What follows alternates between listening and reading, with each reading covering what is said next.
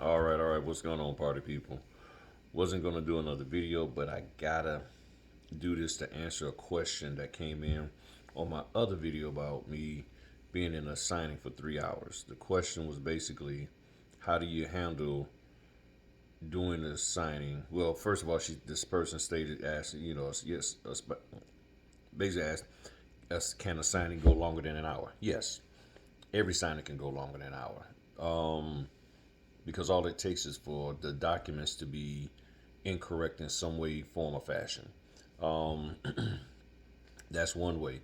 Another way it can take forever is when the notary is not confident in doing what they're supposed to be doing.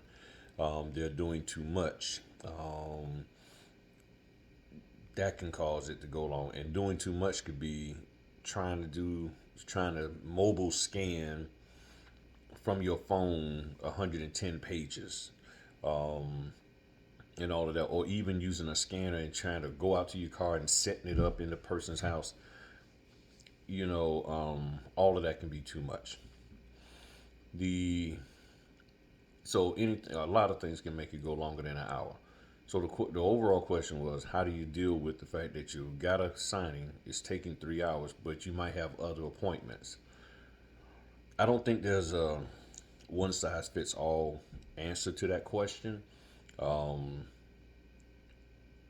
the moment you see that that signing you're in is going to take longer, you need to let the people know what's going down. Excuse me, that you have other appointments. Um, and just in case somebody said, "What's that?" That's my bowl. I'm gonna eat some oatmeal. Um, and I've had situations with this home builder where things have gone long and I had to leave and this, that, and the other, and things were delayed. Um, and you just let them know, and they try to figure a way to work it out. They do have people that works within their office that can do the closing themselves. The escrow officer and people like that. But typically, the escrow officer, in this case, tries to stay away from having to do that. So, one way that I would deal with it, the moment I see that there's going to be a delay, I gotta let all parties know what's going on.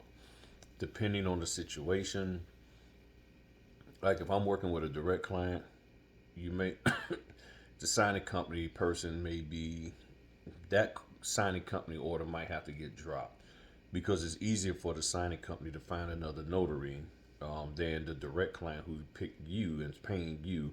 Because if you leave, then who are they going to get in your place? Especially if it's, like this was 5 o'clock in the evening, 7, 8 o'clock, and you're looking for a new notary.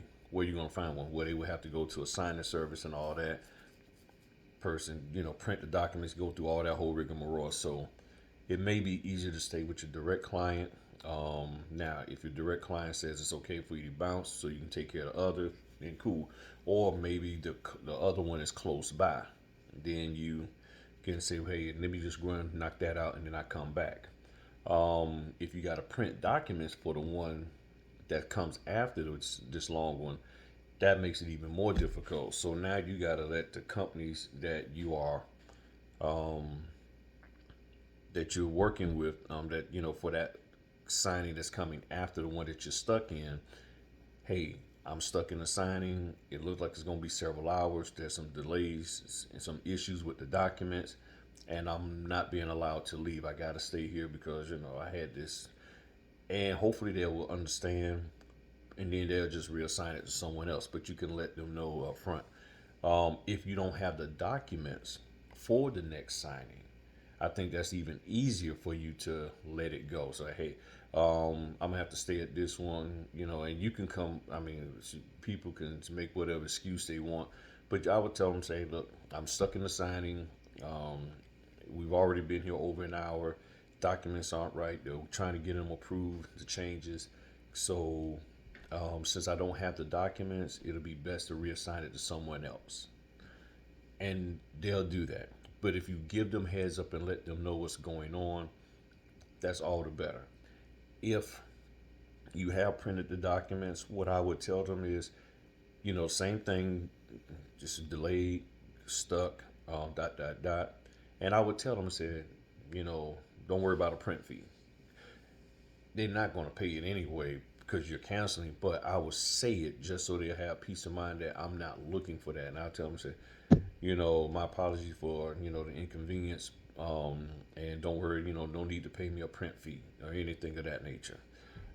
And I've done that before, so um, it all depends on your situation, the distance between this signing that you're in and the one that you're going to.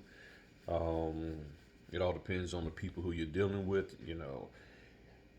the buyers, the sellers, all of that. If you see people seem a little, I'll be honest with you, a little uppity, you probably need to stay there with them and get this done. If now let's just say, like, for me, for my direct client, if something was to the point that I really had to leave, then I would have put in a call for one of my other notary friends. I would have called another notary and said, hey, look, I got this other notary. I can bring them in. They can take care of y'all. Or my first option probably would be to try to get the signing company to assign it to this other notary. The problem is some of these signing companies, they won't even do that. You say, hey, call this person. Oh, okay. And then you see the order being sent out to just everybody in general. And I'm like, I'm telling y'all, call Erica, call Francis, call somebody, call this person, and they'll take care of you. Oh, okay, we will. Bing, order out.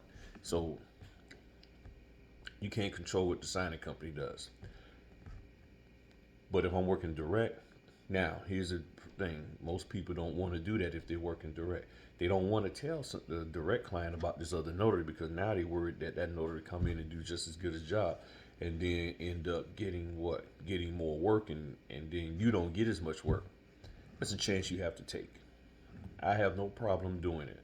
Um, so if I had to, I got a friend, Erica. I call her, or Pamela, or Crystal.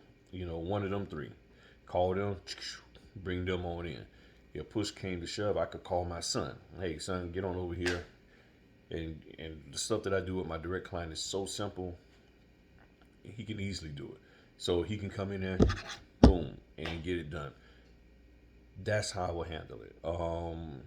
I would not let the possibility of this happening deter me from taking orders, but this is just a part of it. And you can't predict it.